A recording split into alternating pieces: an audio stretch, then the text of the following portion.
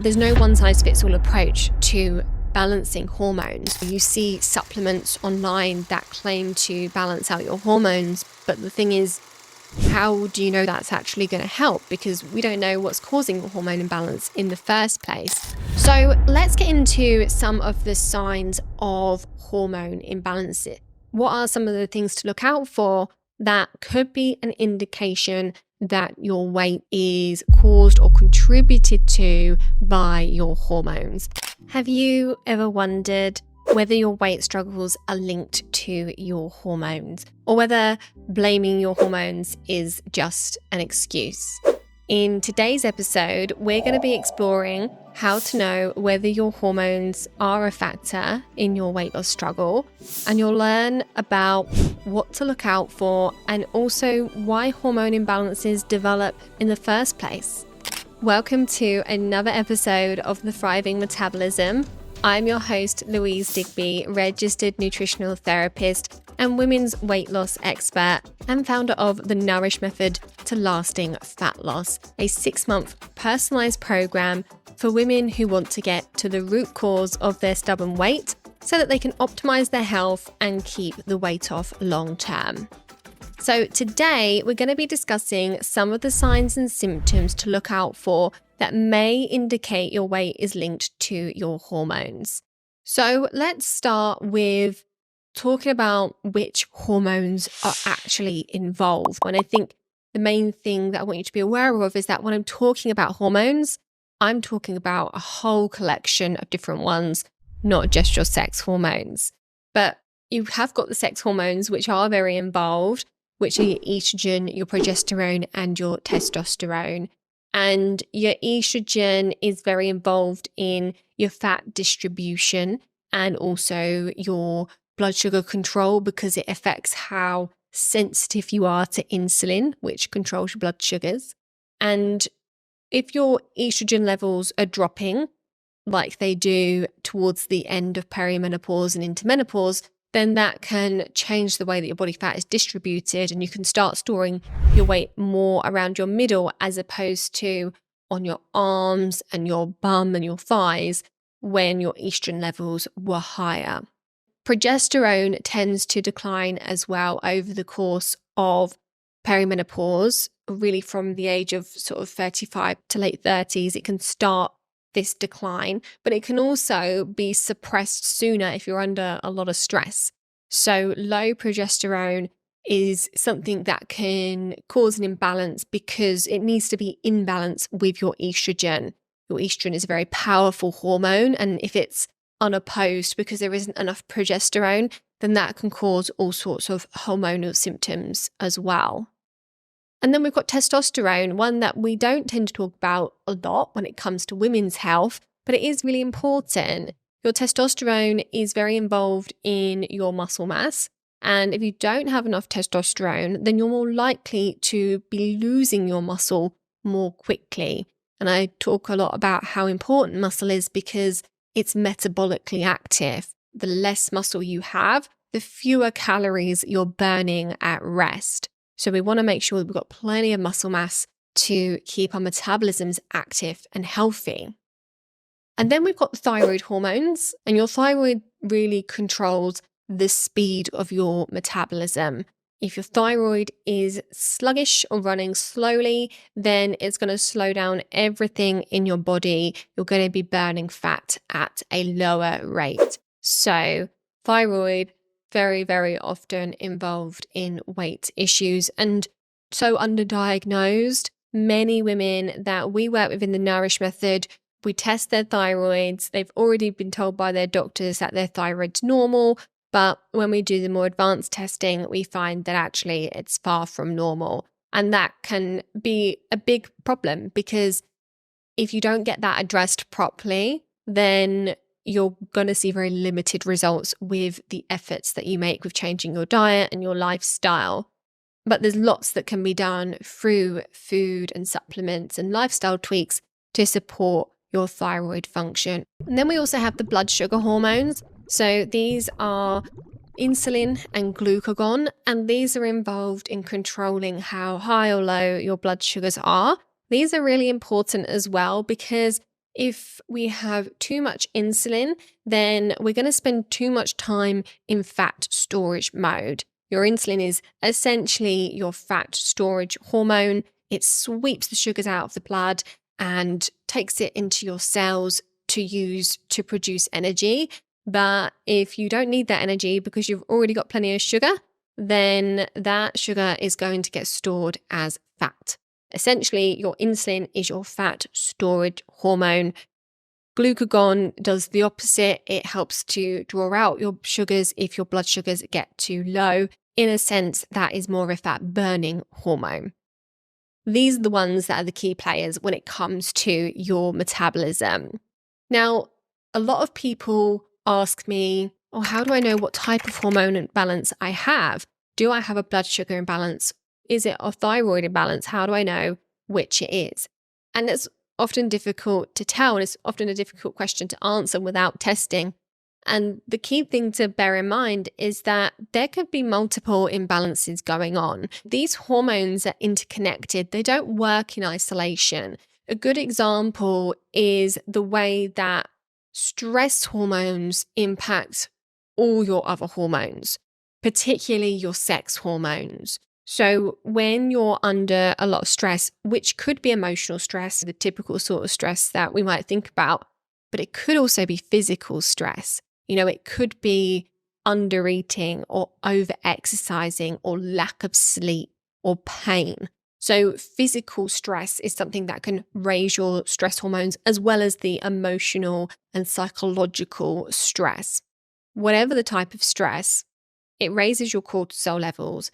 And that is very disruptive to your sex hormones because your body has to choose where it directs its resources. And if you're under a lot of stress, it's much more important for your body to be able to respond to stress than it is to be able to reproduce. So your body is going to direct your resources towards making stress hormones rather than making sex hormones. And you might be thinking, what does that mean? Why is it important for my body to be able to respond to stress?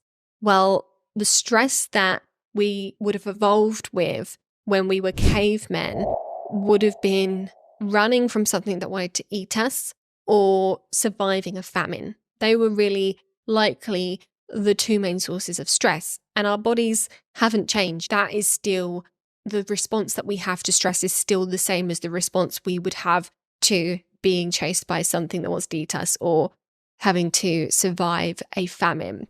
So our bodies, when there is stress, it says, okay, I need a lot of energy to be able to run away, or I need to conserve energy so that I can survive this famine. And what I really don't want to happen is to reproduce. I don't want to get pregnant because I'm in danger because there's not enough food around. So that's how our bodies are wired. And that's why when we're under stress, fertility can drop, but also hormone imbalances tend to be worse. We tend to get more hormonal symptoms because stress literally suppresses our sex hormone production, but it also interferes with our thyroid function. Prolonged stress will suppress your thyroid function. Stress is very inflammatory, so it will cause inflammation in your body. Any inflammatory symptoms that you have might get worse, like acne, eczema, joint pain, that sort of thing.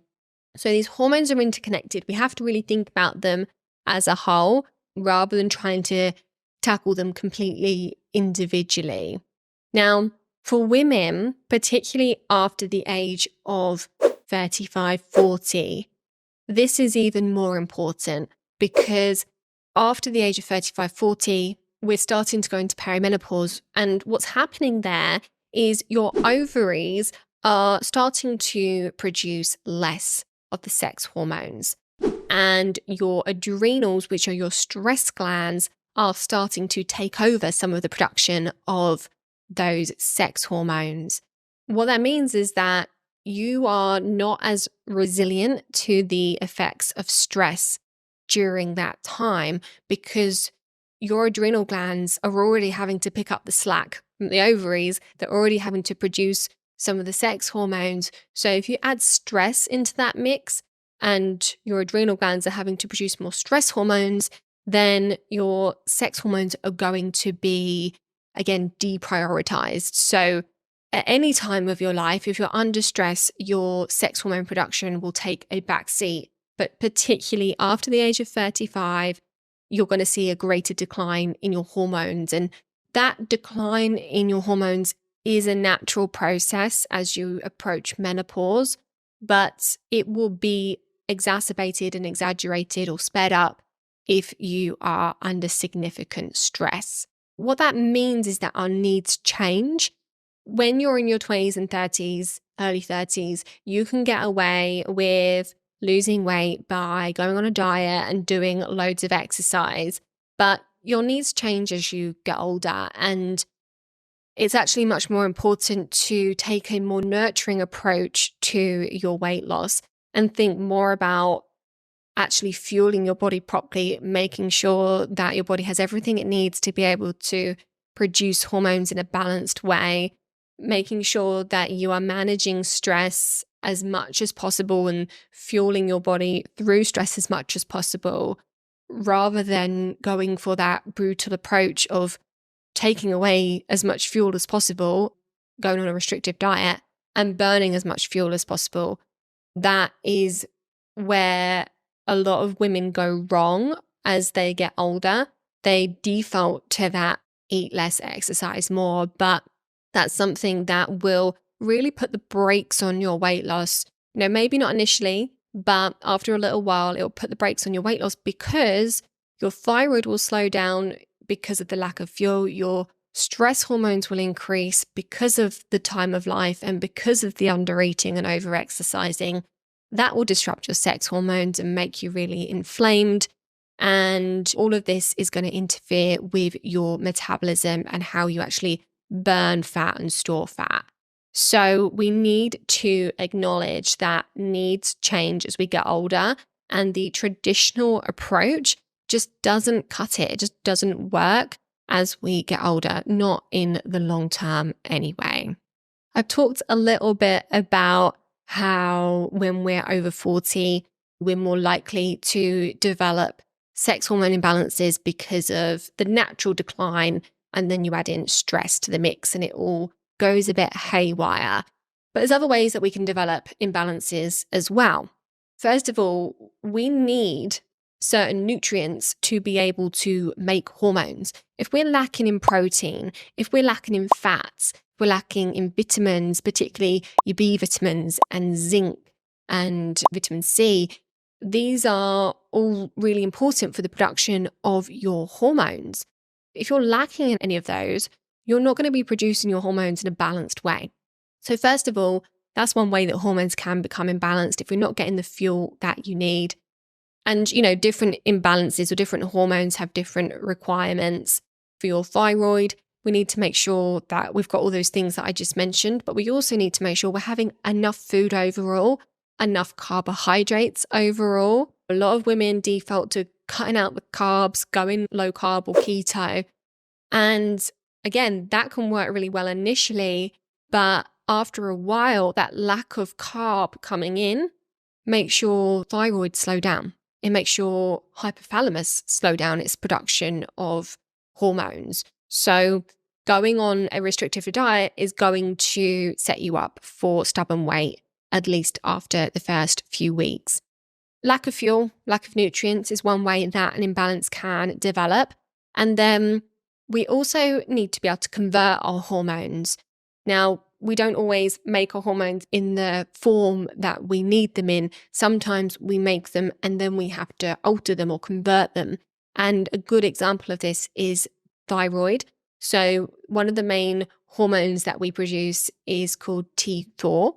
And T4 is the main hormone that the thyroid produces. But T4 is actually not a super active hormone. We have to convert it into T3, which is a really active thyroid hormone. And in order for that process to happen, we need to have certain nutrients. Again, zinc, really important. Selenium is really important. And things like stress and also gut issues, liver dysfunction, they're all things that can impair the conversion of T4 to T3. We need to have the nutrients and also the environment for us to be able to convert our hormones. And whilst we're talking about the thyroid, it's worth me mentioning that when you take levothyroxine, which is the standard medication for if you have underactive thyroid, a lot of us take it, the doctors test your T4 levels and say, yeah, great, your levels are where we would expect them to be for someone on medication. But you may still be experiencing thyroid symptoms. And the reason for that is because the medication you're taking, you've still got to convert it into T3. So you're taking the T4 just like your thyroid would produce T4, but in both situations, you need to be able to convert it into T3. And if you're taking thyroid medication, but you're not really feeling the benefit of it, or you still don't feel 100%, it could be that your body isn't converting that properly.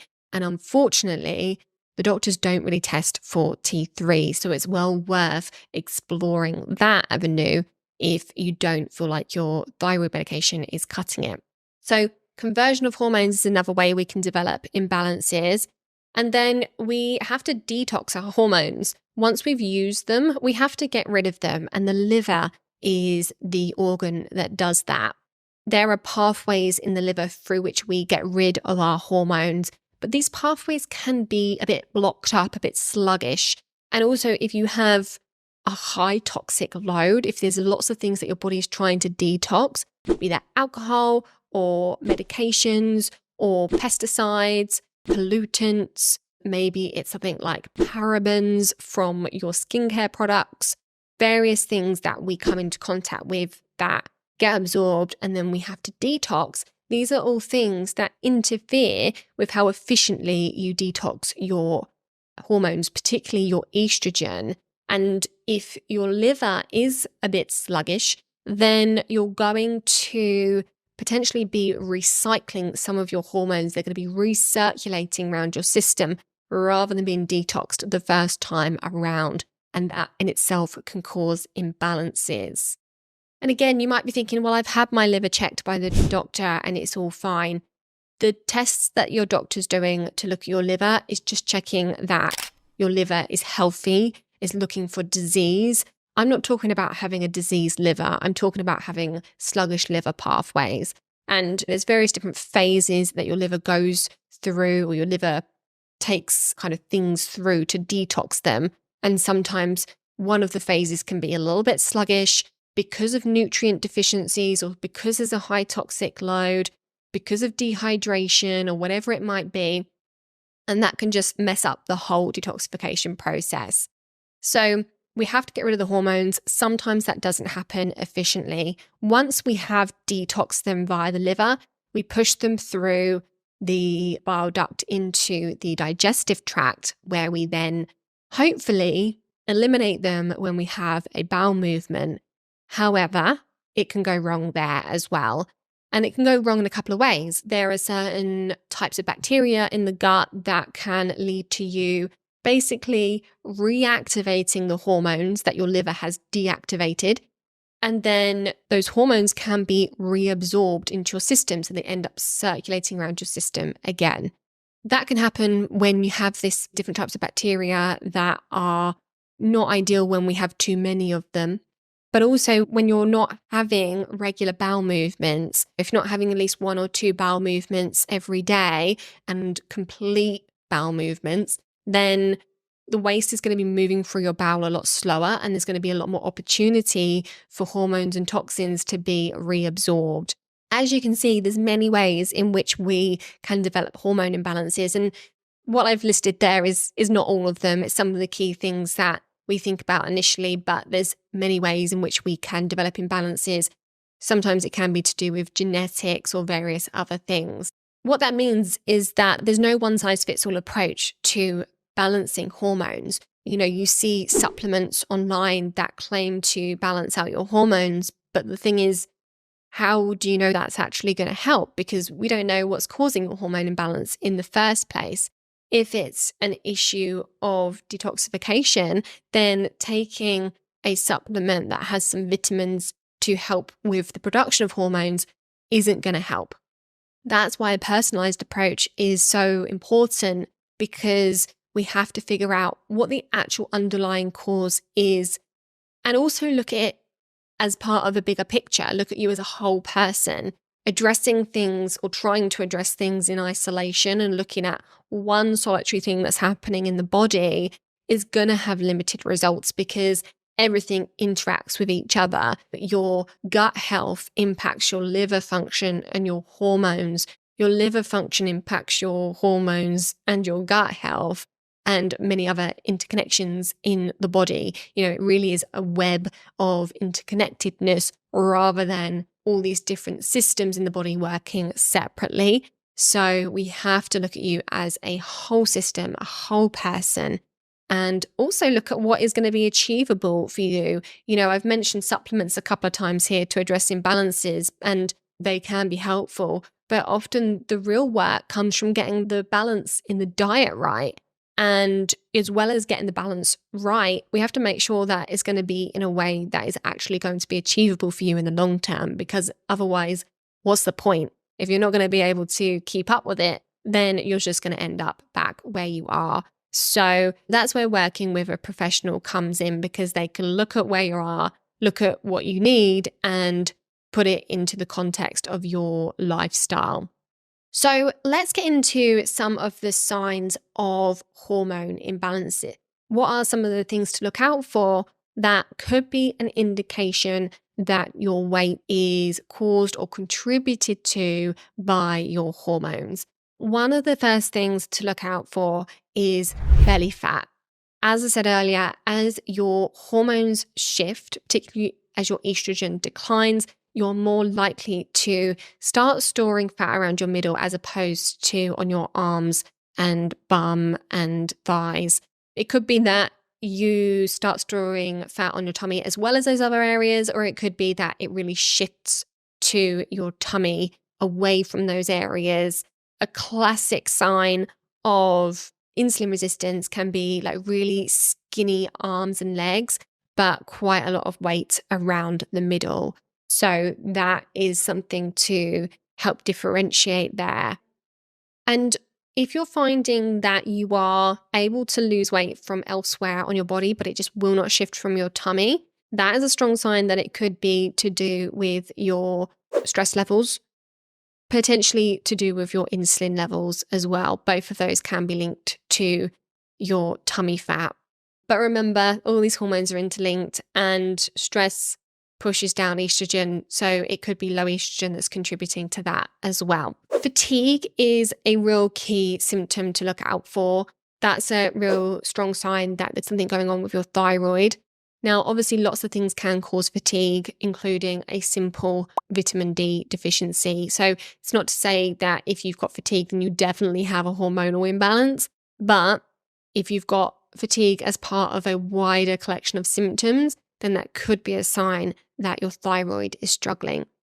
Things like dry skin, dry hair, dry nails, or brittle hair and nails. If you feel like your skin gets quite dehydrated, if you have lines that appear on your face as the day goes on, but they weren't there in the morning, then that can be a sign of quite dehydrated skin.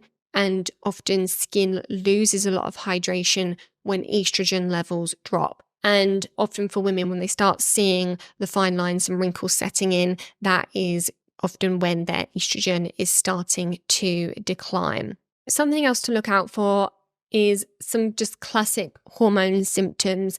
Things like loss of libido, changes in your menstrual cycle, having mood swings, lots of cravings, energy slumps, the types of things that you might experience before your period or during your period.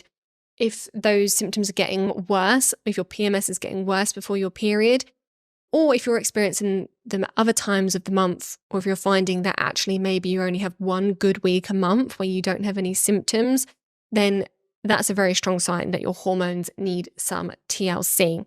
Feeling like you've got strong cravings and kind of an insatiable appetite can be a sign of imbalance as well, particularly in your blood sugar hormones or your hunger hormones. And again, when your estrogen levels start to drop, it can interfere with your hunger hormones to a certain extent. So that could be a sign of hormone changes as well. Body temperature changes are a key sign as well. Things like hot flushes and night sweats are a really classic sign of low estrogen, but also fluctuating hormone levels. So more likely to see those in the later stages of perimenopause and during menopause. And then you also want to look out for digestive issues. Bloating and digestive discomfort can be not necessarily a sign of hormonal imbalances, but can certainly be something that can contribute to hormone issues, particularly like I was talking about with how your body detoxes your hormones, but also we do all our absorption in the gut. So if you're not absorbing properly, which often goes hand in hand with issues like bloating and heartburn, then that is going to contribute to imbalanced hormones because of the lack of fuel or nutrients coming in. And issues like cortisol, if you've got raised cortisol, often that can be experienced in your gut. If you are prone to diarrhea or just alternating bowel movements in terms of maybe sometimes you're constipated, sometimes you've got diarrhea, that could be a sign of cortisol being too high.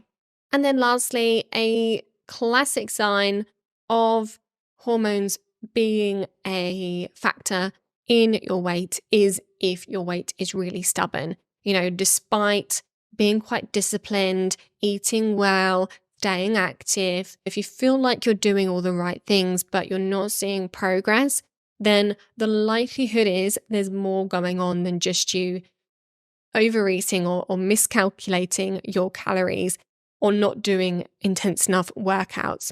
There's a lot more going on, and hopefully you can tell from this episode that there's many different things that could be contributing to your stubborn weight. Hopefully you know what to look out for now, but just bear in mind that everyone is different. Everyone has a different collection of imbalances. Everyone has a different medical history, and no one experience is the same. Even though there are some classic signs, particularly when it comes to things like menopause, we've got those list of symptoms to look out for, like hot flushes and night sweats and dryness and all that sort of thing. But that's not how every woman experiences menopause. And it's the same for stubborn weight and your hormones being involved in your weight. It looks different for everyone. And so if you don't fit the list of symptoms that I've mentioned here, but you still suspect that there could be something going on with your hormones, listen to your intuition because you know you best. And if you feel like you're doing all the right things, but you're not seeing progress, then trust yourself that you're right in that your hormones are potentially the area that need the attention. And even if it's not your hormones directly, there's likely other imbalances going on that can contribute to stubborn weight, like imbalances in the gut bacteria, inflammation, intolerances, nutritional deficiencies, or various other things like that, sluggish liver pathways.